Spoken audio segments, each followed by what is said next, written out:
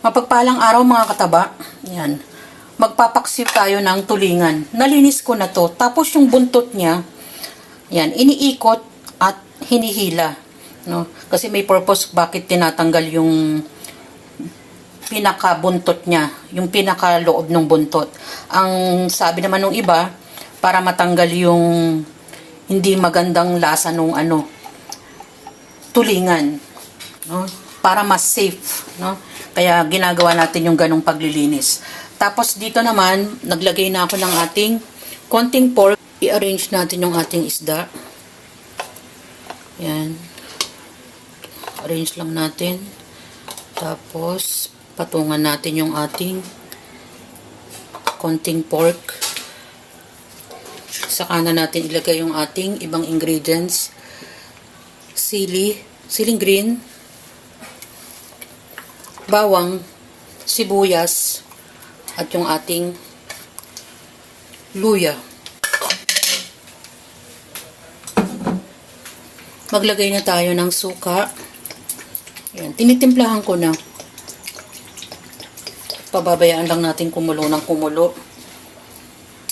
Konting asin.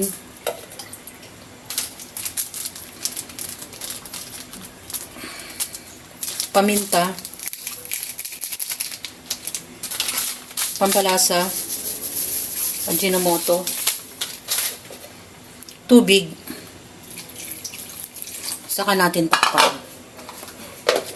Maglagay tayo ng talong. Yan. Binaligtad ko yung ating isda para mabalance yung pagkakaluto.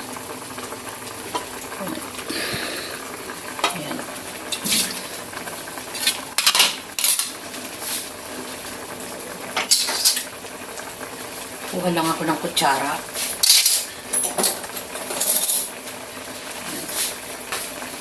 Tikman natin.